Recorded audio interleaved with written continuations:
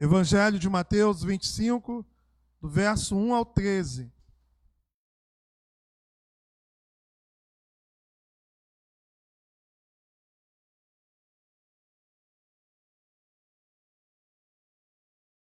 Diz assim o texto da palavra do Senhor. Então, o reino dos céus será semelhante a 10 virgens que, tomando as suas lâmpadas, saíram a encontrar-se com o noivo. 5 dentre elas eram nécias e 5 prudentes. As nécias, ao tomarem as suas lâmpadas, não levaram azeite consigo. No entanto, as prudentes, além das lâmpadas, levaram azeite nas vasilhas. E tardando o noivo, foram todas tomadas de sono e adormeceram. Mas à meia-noite ouviu-se um grito: eis o noivo, saia ao seu encontro. Então se levantaram todas aquelas virgens e prepararam as suas lâmpadas. E as nécias disseram às prudentes: dai-nos do vosso azeite, porque as nossas lâmpadas estão se apagando. Mas as prudentes responderam: não, para que não nos falte a nós e a vós outras, ide antes ao que o vendem e comprai-o. E saindo elas para comprar, chegou o noivo, e as que estavam apercebidas entraram com ele para as bodas e fechou-se a porta. Mais tarde, chegaram as virgens nécias, clamando: Senhor, Senhor, abre-nos a porta. Mas ele respondeu: em verdade vos digo que não vos conheço. Vigiai, pois, porque não sabeis o dia nem a hora. Palavra do Senhor. Na verdade, Evangelho de Jesus Cristo. Graças te damos, ó Pai, porque ocultaste estas coisas aos sábios e instruídos e as revelastes aos pequeninos. A igreja pode tomar assento.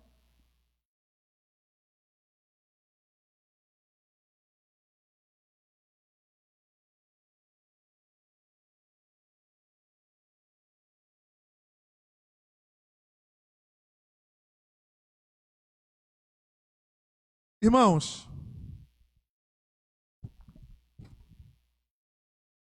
deixa eu me ajeitar aqui. Sim, antes de começar o sermão, se tiver alguma criança para subir, que já estão lá, né, na classe, hoje nós retomamos as atividades com as crianças, é só subir, se tiver alguma criança para participar da classe infantil. Irmãos, prudência significa virtude que faz prever, tem a ver com cautela, com procurar evitar as inconveniências e os perigos. Um exemplo de imprudência é, por exemplo, viajar de carro, fazer uma viagem sem estepe. Imagina, dependendo da situação, da onde você fura o teu pneu, você fica com a situação pior do que simplesmente uma questão, né, de ter que, de repente, chamar um reboque, enfim. A prudência, ela é essencial para a vida. E há uma coisa que é uma grande verdade que caracteriza o brasileiro, é que o brasileiro ele não é muito prudente. Ele não pensa muito na vida a médio ou a longo prazo. E tudo tem a ver, para o brasileiro, com o aqui e agora. É claro que eu não estou aqui generalizando. Nós não somos acostumados com projeção, nós não somos acostumados com planejamento de vida. Quantas pessoas que de repente você conhece, que trabalham por conta própria e não pagam INSS, e às vezes a pessoa ela tem uma esposa, ela tem filhos debaixo da sua responsabilidade. E a pessoa ela não pensa em caso aconteça alguma coisa com ela, em termos de enfermidade ou até mesmo falecimento. Então percebemos que as pessoas elas estão preocupadas com aqui agora. Se ela está ganhando bem, dá para comprar a roupa, comida e ter o seu momento de lazer. Ela não pensa lá na frente, ela não pensa no futuro. Essa parábola que nós acabamos aqui de ler, É uma parábola que fala sobre as consequências da imprudência na vida de uma pessoa. A falta de preparo. Ela nos alerta, essa parábola nos alerta para consequências não nessa vida em si, mas na vida eterna. Antes de nós começarmos aqui a explicar esta parábola, eu quero trazer aqui o significado de alguns elementos que são importantes, ou algumas explicações para melhor compreendermos esta parábola. A princípio, para quem não está familiarizado, parábola é um conto que Jesus usava como recurso didático para poder apresentar algum tipo de verdade, seja moral ou espiritual, geralmente acerca da questão do reino de Deus. E aqui nós encontramos algumas questões para nós, antes de mergulharmos naquilo que Jesus quer nos comunicar nessa noite, para melhormos entendermos a parábola que acabamos de ler.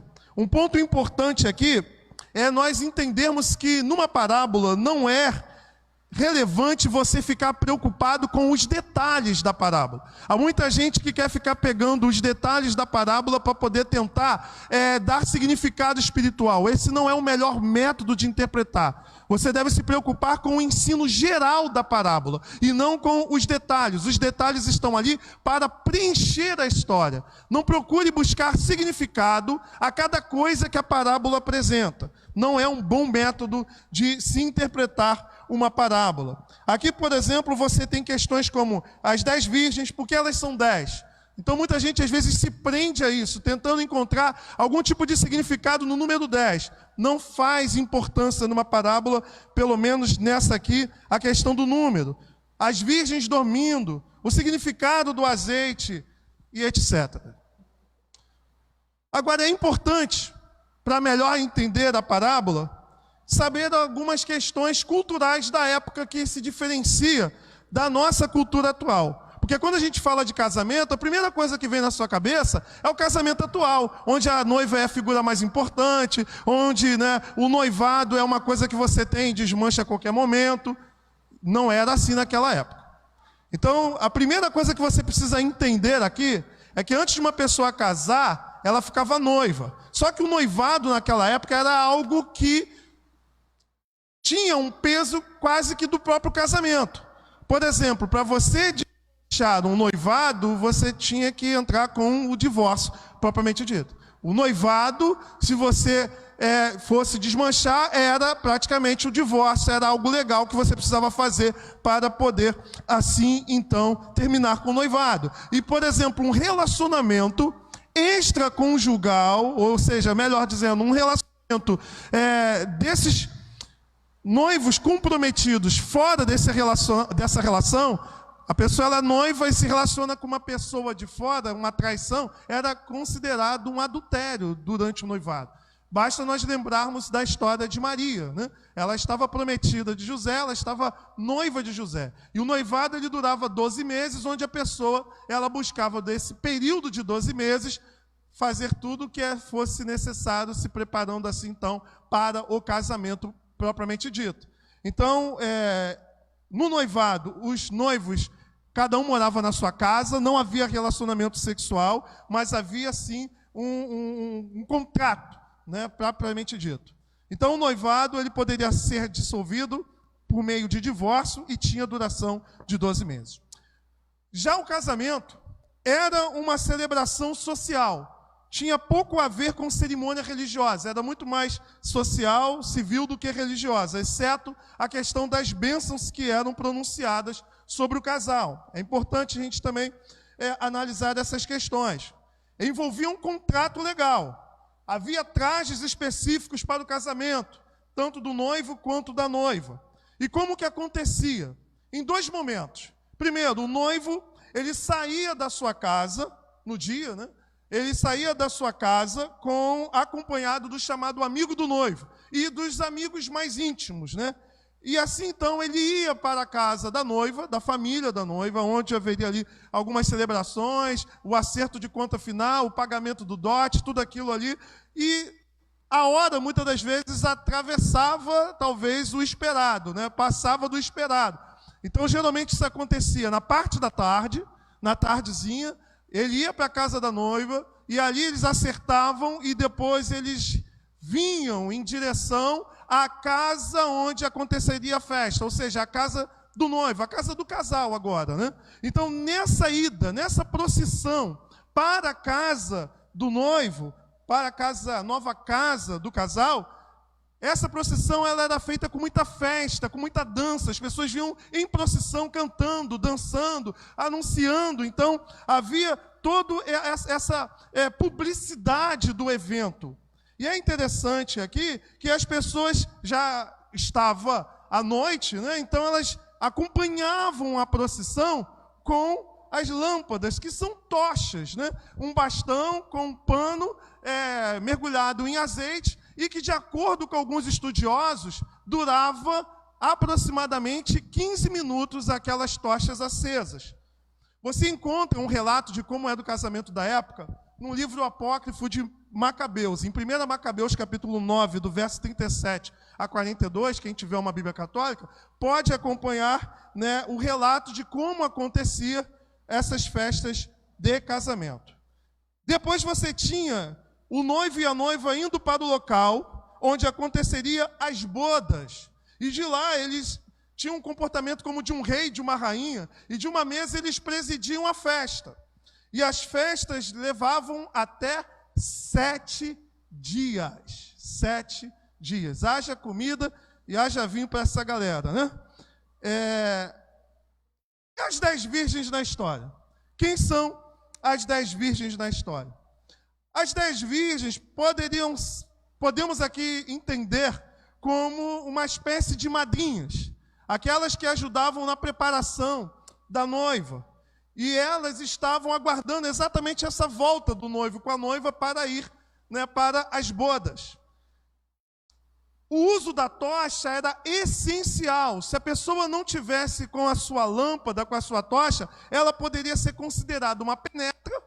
Era como se fosse quase que um convite, né? Ou até mesmo uma salteadora, ou poderia ser alguém querendo se aproveitar e saltear, roubar ali as festas. O texto propriamente dito, vamos para o texto.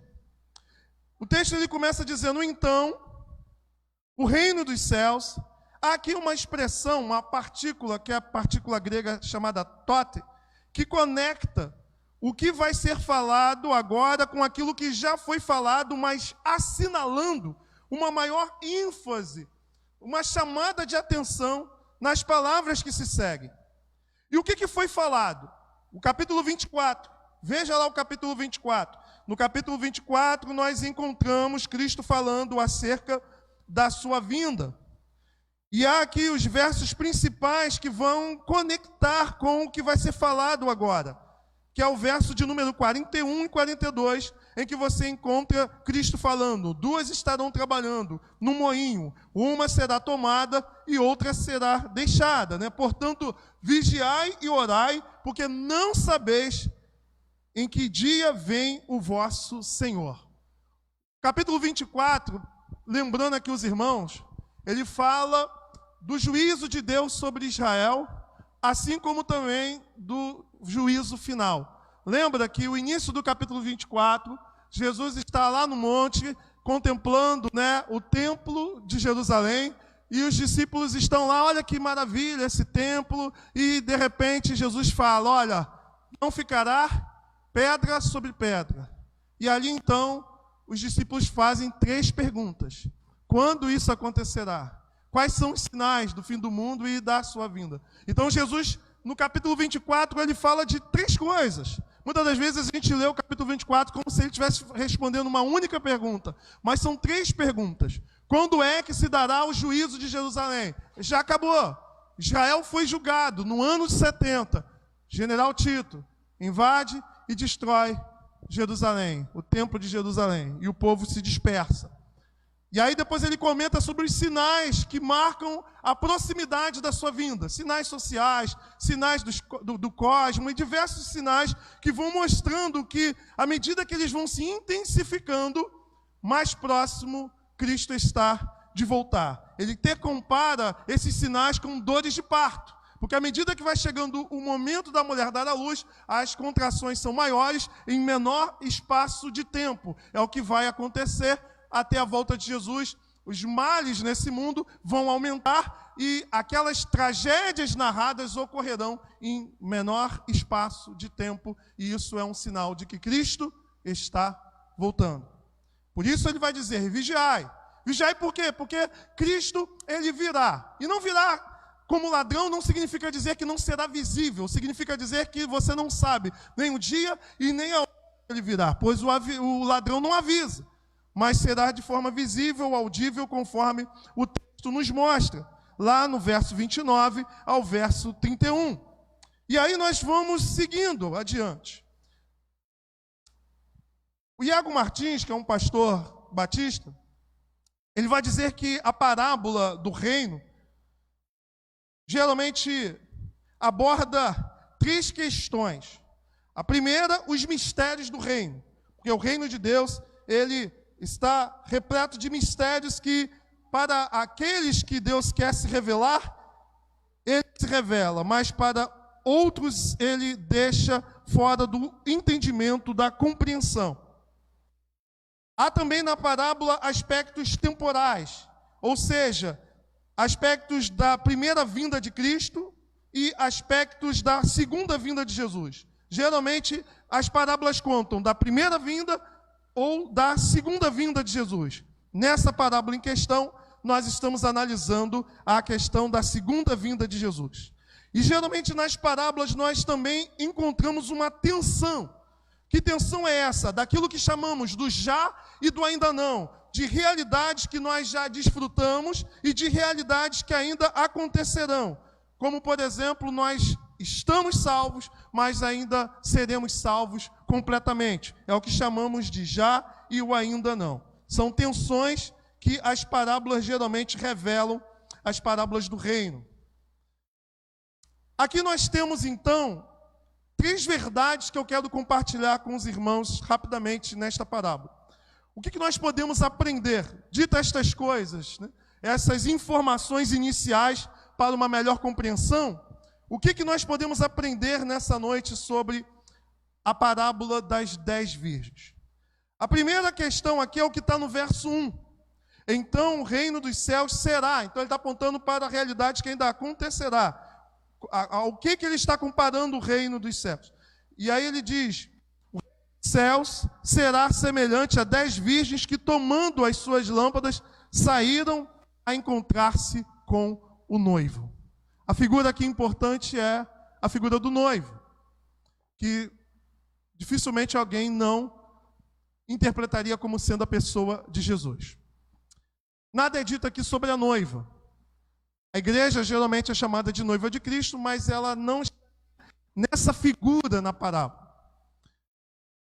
A primeira verdade é que nós devemos nutrir uma expectativa da vinda do noivo.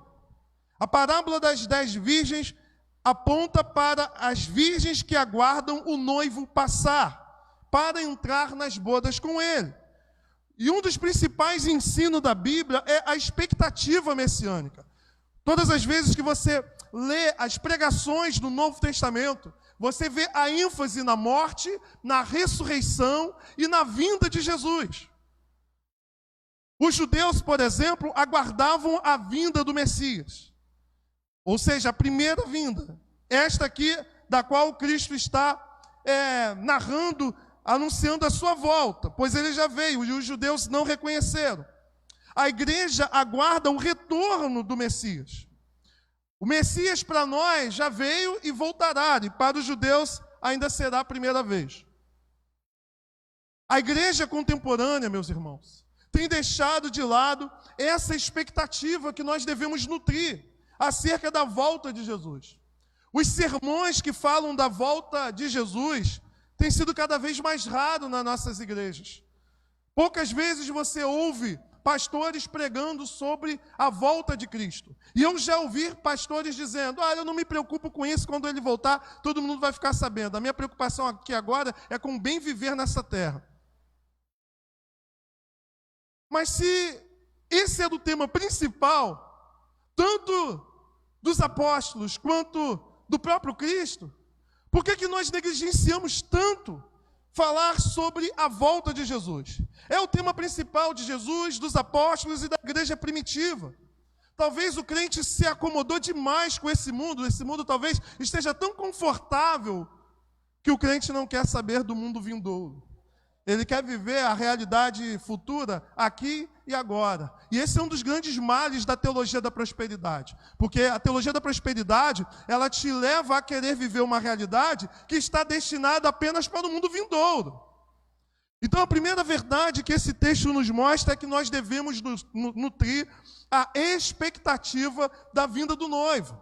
Isso deve ocupar o nosso pensamento, isso deve ocupar as nossas canções, isso deve ocupar as pregações. Nós devemos nutrir essa expectativa de que nós não somos cidadãos desse mundo, nós somos cidadãos do reino celestial e que nós estamos aguardando o rei desse reino que já está plantado nos nossos corações, mas que será estabelecido de forma definitiva, de forma eterna. Nós precisamos avivar isso na vida da igreja. Nós precisamos ter essa mentalidade, não para fugir da realidade social presente, mas para entender que, a despeito de tudo o que acontece, o nosso socorro vem do Senhor. Segundo ponto, e só voltando aqui ao primeiro ponto, talvez seja por isso, irmão, por não crer mais na volta de Jesus, que as pessoas, os crentes, infelizmente, estão discutindo mais de política nas redes sociais do que pregando o Evangelho. E depositando esperança em partido ou em político X e Y, esquecendo de que, por mais que você tenha o seu papel de cidadão, o nosso reino não é desse mundo. E a nossa solução está em Cristo e não em homem algum. O segundo ponto aqui é que está no verso 2 ao verso 4. É a necessidade da prudência e do preparo. Vamos dar uma lida no verso 2 a 4. 5 dentre elas eram nécias, e 5 prudentes. As nécias, ao tomarem as suas lâmpadas, não levaram azeite consigo. No entanto, as prudentes, além das lâmpadas, levaram azeite nas vasilhas. A segunda verdade é a verdade da prudência, é a verdade do preparo. Visto que as tochas tinham uma duração curta, de acordo com os estudiosos, de 15 minutos, elas duravam 15 minutos acesas, essas mulheres foram imprudentes em não terem levado azeite. Você já andou, já viajou com gente assim, que pede tudo emprestado? Não leva nada. O camarada sabe que está indo para um lugar que precisa levar repelente, não leva repelente. Aí pede emprestado. Ele acaba acabando com o estoque do outro, pedindo tudo emprestado.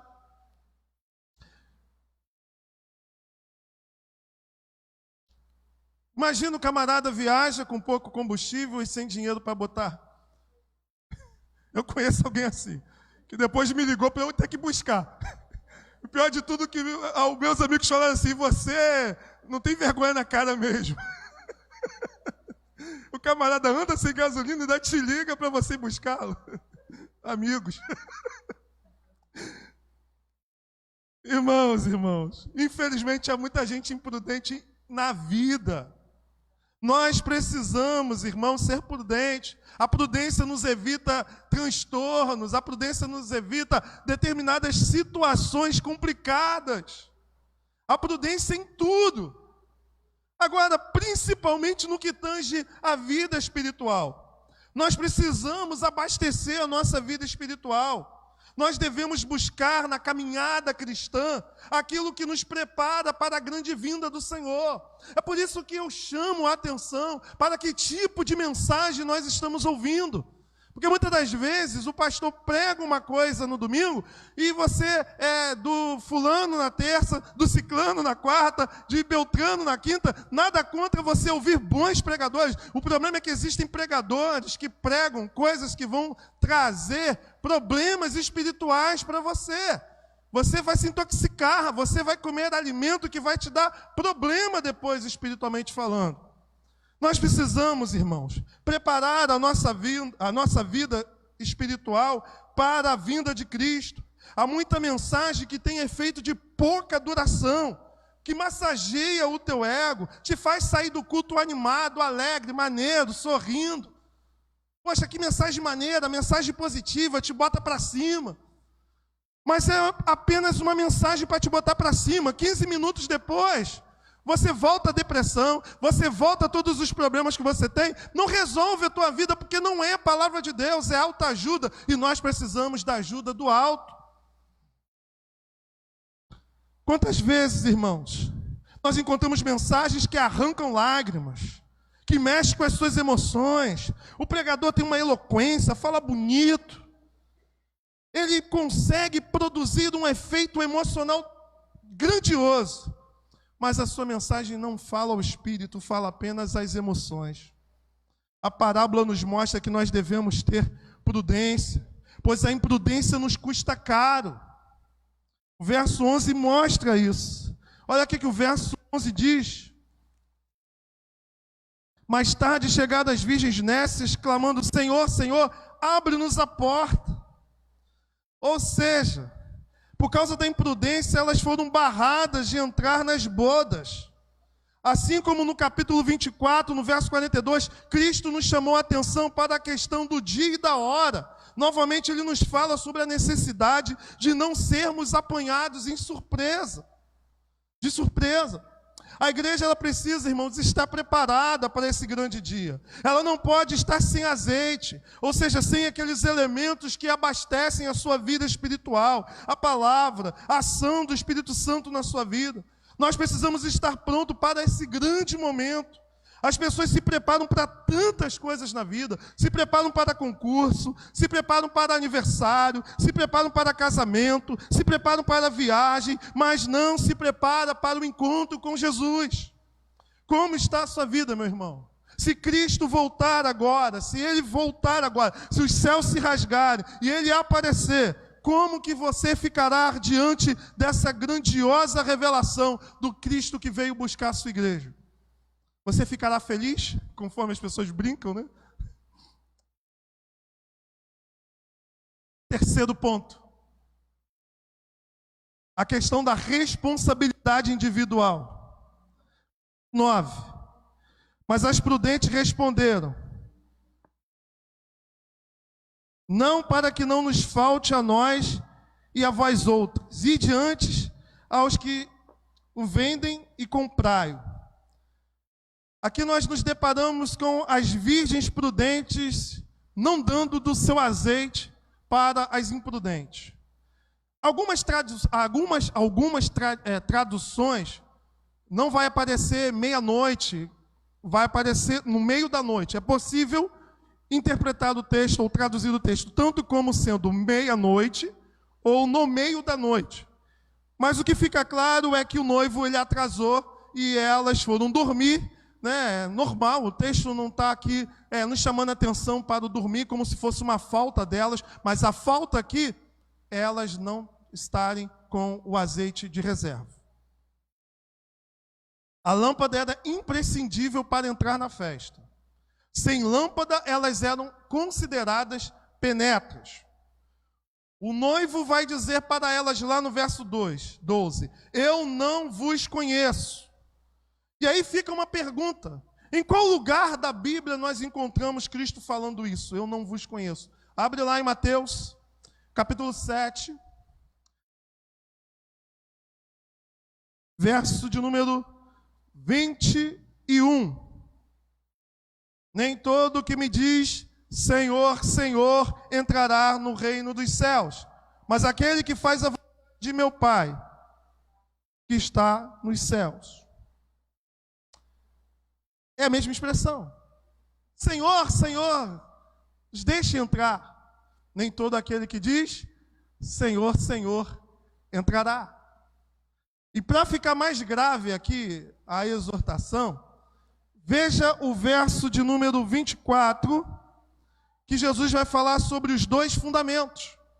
Todo aquele, pois, que ouve estas minhas palavras e as pratica, será comparado a um homem.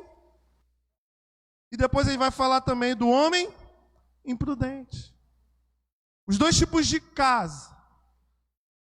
Mas vamos tornar o texto mais tenso. No verso 22, muito naqueles dias hão de dizer-me, Senhor, Senhor, porventura não temos nós o quê? Profetizado em teu nome não expelimos demônios, em teu nome não fizemos muitos milagres, então lhes direi explicitamente, nunca vos... É a mesma expressão. Quando as virgens bateram na porta pedindo para entrar, eu não vos conheço. É importante nós ressaltarmos que as virgens que foram barradas, elas não representam, elas não são símbolos de crentes verdadeiros que perderam a sua salvação. Porque se fosse isso, o texto não diria que Jesus não as conhecia, representada na palavra do noivo, a palavra de Jesus. O não conhecer aqui não significa que Jesus não sabia quem elas eram. O não conhecer tem a ver com o quê? Com intimidade. A Bíblia nos fala que, por exemplo, José não conheceu Maria, ou seja, não teve um relacionamento íntimo com Maria. Então, conhecer, na linguagem semítica, vai além de simplesmente ter ciência de quem era. O que o texto, por exemplo, de Mateus quer dizer é o seguinte, que muitas pessoas que expulsam demônios, que profetizam, que realizam milagres em nome de Jesus, não são verdadeiros crentes salvos em Jesus. Fazem uso do nome de Jesus, estão na instituição cristã chamada evangélica, estão pregando nos púlpitos, mas não são salvos. Pois Jesus diz, eu não vos conheço, eu não tenho com você relacionamento, eu não tenho com você nenhum tipo de relacionamento, intimidade, que te dê acesso de entrar no meu reino. Portanto, irmão, não se iluda com milagres. Não se iluda com profecias, não se iluda com expulsões de demônios, como que se isso fosse credenciais do verdadeiro cristão. Essas foram barradas, porque elas não carregavam aquilo que era o convite de entrada para participar da festa. Jesus, em outro momento, ele disse acerca daqueles que lhe pertencem, sou o bom pastor e conheço as minhas ovelhas, e elas conhecem. Portanto, diante daquele grande dia, em que nós estaremos diante do Senhor, o que contará é aquilo que Josué falou, aquilo que nós lemos na passagem do Antigo Testamento. Escolhei agora quem você quer o quê? Servir. O que vai trazer como diferencial para aquele que serve ao Senhor, ou aquele que coloca seus interesses pessoais à frente do reino de Deus, da vontade de Deus, é exatamente, e por ocasião da volta de Cristo, conforme Paulo colocou aqui em Tessalonicenses, conforme foi lido, uns subirão e outros ficarão para a destruição. Portanto, essa parábola é um alerta. Essa parábola nos chama a atenção para exatamente estarmos preparados para esse grandioso dia, esse grandioso evento. E entender que a nossa caminhada cristã vai além de simplesmente estarmos aqui reunidos orando por questões temporais. Nós oramos por cura, oramos por portas para serem abertas, nós oramos por tantas bênçãos que nós carecemos que Deus que venha derramar sobre nós. Mas a maior importância, o maior motivo, aquilo que deve de fato nos trazer aqui e nos levar a ser seguidores de Cristo, é estar para sempre com o Senhor. É meditar e refletir sobre a sua volta. É entender que eu fico doente aqui, daqui a pouco sou curado, daqui a pouco eu fico doente, até que chega um momento que essa doença me leva para a morte. É saber que porta se fecha, porta se abre, Deus continua sendo Deus, as coisas elas vão passar. Essa vida ela é curta. Alguns passam por essa vida com mais prova, outros com menos, mas tudo aquilo que você passa em Deus, você passa para que Deus use as provas que você passa como instrumentos para talhar a imagem de Cristo na sua vida. É entender que essa vida, todas as coisas contribuem para o bem daqueles que amam a Deus. E se você ama o Senhor, você tem certeza de que Ele está em tudo que você vive, te levando para a perfeição cristã, que é ser a imagem de Cristo. é entender que o mais importante de tudo é saber que Deus é bom e Ele cumprirá as suas promessas na nossa vida. E a maior promessa que Ele tem é um dia estar para sempre com Ele. Não é carro, não é casa, não é saúde, é estar para sempre com Ele. É isso que deve marcar o diferencial da vida daquele que serve ao Senhor e daquele que não serve. Aquele que não serve vive desesperado com o governo, vive desesperado com pandemia, vive desesperado com desemprego, mas aquele que serve ao Senhor sabe em quem tem crido, sabe que o Senhor é aquele que governa e que faz com que todas as coisas contribuam para o teu crescimento, para o cumprimento do propósito que Ele tem para a sua vida. Portanto, qual é a lição que nós podemos tirar, a conclusão dessa mensagem das parábolas da parábola que contam das 10 virgens? A parábola nos chama a atenção para a expectativa da volta de Cristo, assim como também para o seu preparo. Sabedoria, prudência, nessa parábola consiste em ter o necessário para nós não sermos pegos de surpresa. As virgens dormiram. Isso significa dizer que nós devemos estar alerta, mas o alerta não quer dizer que você deve viver inquieto por causa da volta de Jesus, desesperados. Não, não. Estar alerta não é sinônimo de andar inquieto, mas é estar preparado. Nós devemos lembrar que a fé e o caráter não poderão ser compartilhados para a obtenção do acesso na entrada das bodas. Tais elementos são de responsabilidade pessoais. Então, naquele dia em que você estiver diante do Senhor, não peça ao teu irmão a fé emprestada que você não teve. Você não entrará com a fé e com o caráter do irmãozinho da igreja. Se você não tiver, você não entrará nas bodas do Cordeiro. Não adianta pedir azeite emprestado. Não adianta pedir. Jesus termina então a parábola com uma mesma advertência que ele terminou o capítulo 24. Vigiai, porque não sabeis o dia e nem a hora que o Senhor vem. Se o Senhor vier agora, se o Senhor vier amanhã, se o Senhor vier daqui a 10 dias, 2 anos, não sei. A pergunta é, você está preparado? Vamos orar. Pai bendito, te agradecemos, Senhor, porque através de um texto como esse, de forma tão objetiva, o Senhor nos chama a atenção para estar preparado, para ter uma vida em que nós alimentemos a expectativa da sua volta e, ao mesmo tempo, que sejamos prudentes acerca desse grandioso dia que se aproxima. Ajuda-nos, ó Deus, com a presença do Teu Espírito Santo em nós, a vivermos uma vida de preparo, uma vida de alguém prudente, que naquele grandioso dia não haverá de ouvir um não da tua parte, mas pelo contrário, ouvirá do Senhor: vinde benditos do meu Pai, entrai no reino que fora preparado para vós antes da fundação do mundo. Ó Deus, que possamos ouvir isso de Ti, que possamos ter uma fé que de fato seja a realidade do preparo que nos dá o acesso a participar das bodas. Em nome de Jesus. Amém.